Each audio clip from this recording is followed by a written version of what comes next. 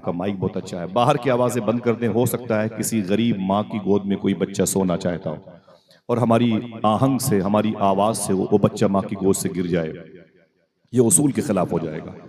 हुज़ूर गौस पाक के शहज़ादे सैयद शबाहत मियां फरमाते हैं कि सरकार सिद्दीक़ अकबर रज़ी अल्लाह तआला अन्हु रातों को मदीने शरीफ में नंगे पाँव चला करते थे। उनसे उमर फारूक आज़म ने पूछा था कि मेरे भाई, आप रातों को मदीने शरीफ में नंगे पाँव क्यों चलते हैं? तो आपने फरमाया था, मुझे डर लगता है कि मेरे चप्पल की खट खट की आवाज़ से किसी गरीब की नींद में खलल न पैदा हो जाए।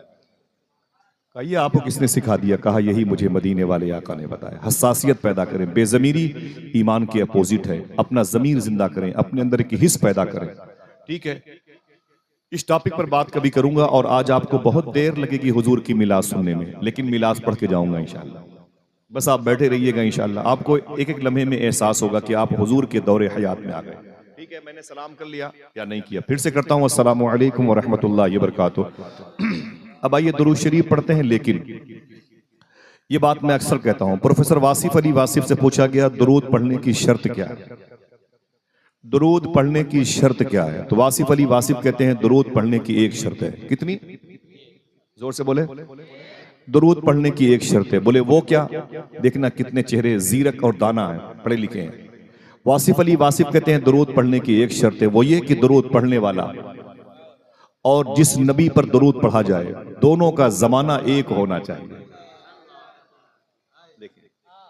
आप सुनिएगा, बाद में इन्हीं बातों को सुनिएगा, महसूस कीजिएगा। मैं इसे फिर से रिवर्स करता हूं। वासिफ अली वासिफ कहते हैं, आप मुझे बताएं कि अगर 200 साल पहले कोई बरेली शरीफ में आपका अपना आदमी आके इंतकाल कर गया, तो क्या उसके नाम कोई खत भेजेंगे? बोलो भाई, नहीं भेजेंगे। ऐसे ही दुरूद भी साहिब दुरूद की मौजूदगी में पढ़ा जाना चाहिए। वो कहते हैं दुरूद पढ़ने की एक शर्त है। बोले वो क्या? बोले दुरूद पढ़ने वाला और जिस नबी पर दुरूद पढ़ा जाए, दोनों का जमाना एक होना चाहिए, तब दुरूद पढ़ना चाहिए। तो उसने कहा, इसका मतलब हम दुरूद ना पढ़ें? कहा क्यों? तो उसने कहा कि वासिफ अली वासिफ साहब, हुजूर 1400 साल पहले मक्के शरीफ में आए, मदीने पाक में आराम कर रहे हैं। मैं गैर मुनक़सिम हिंदुस्तान में पैदा हुआ हूं, मैंने हुजूर का जमाना नहीं पाया, तो हम दुरूद ना पढ़ें? वासिफ अली वासिफ कहते हैं, ये सच है, तू हुजूर के जमाने में नहीं था, लेकिन ये भी हकीकत है, हुजूर तो तेरे जमाने में हैं। हुजूर तो तेरे जमाने। बोले हुजूर का जमाना ये भी है? बोले हाँ। बोले सबूत क्या है?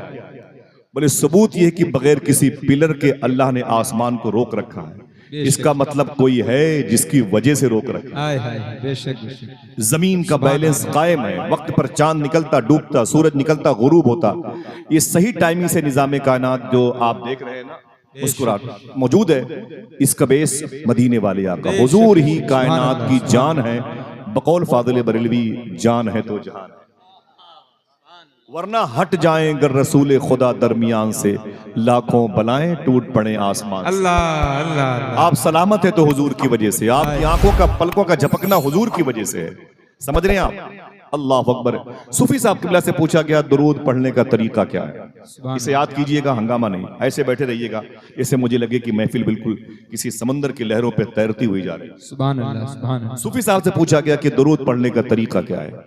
तो सूफी साहब कहते हैं कि वही तरीका है जो नमाज पढ़ने का है। अल्लाह। उधर नमाज पढ़ने का तरीका क्या है? तो कहते हैं हुजूर ने इरशाद फरमाया, ऐसे नमाज पढ़ो या तुम खुदा को देख रहे हो या खुदा तुम्हें देख रहा है। फिर कहते हैं ऐसे ही दुरूद पढ़ो या तुम नबी को देख रहे हो या नबी तुम्हें देख रहा है। सुभान अल्लाह, सुभान अल्लाह। नारे तकबीर, नारे रिसालत, ये हाजिरी का तरीका है, मुस्तफा, ये हुजूरी का तरीका है, ये हुजूरी का तरीका है, ये हाजिर बाश होने की निशानी। ये नहीं कि तस्बीह के दाने हाथ में है, टीवी की स्क्रीन पर नजरें जमी हुई हैं, आप दुरूद पढ़ते जा रहे हैं, रास्ते में हंगामों की सीरियल को देखते जा रहे हैं। ना ना ना, बात नहीं बनेगी। और सूफी साहब फरमाते हैं कि हुजूर के जिक्र का कमाल ये है कि ये हुजूर की मौजूदगी में होता है। समझ रहे हैं?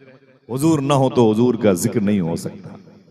पूछा गया कि दुरूद पढ़ने की हैयत, एक्टिविटीज क्या है, क्या तरीका है? तो आपने फरमाया, जब दुरूद पढ़ा करो तो गर्दन झुका लिया करो।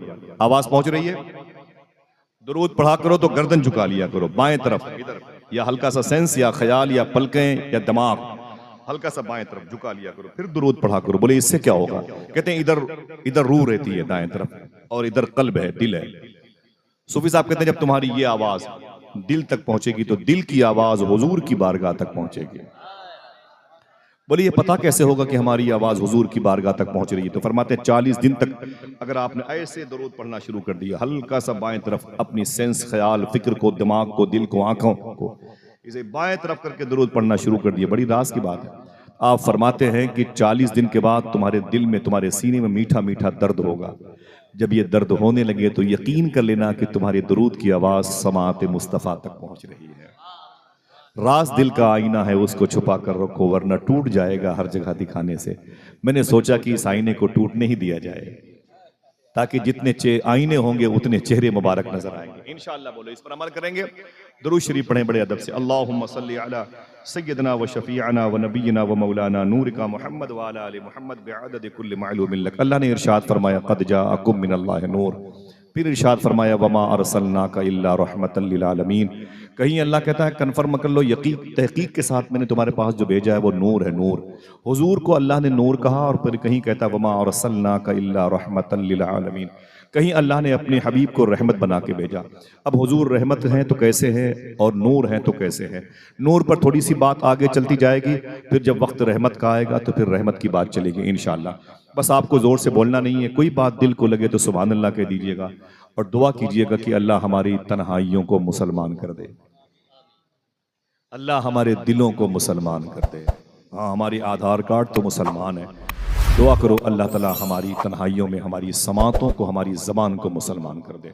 हालात बड़े ख़राब हैं, इस ख़राब दौर से गुज़रने के माहौल में आइए इश्क़ मुस्तफ़ा का सहारा लें।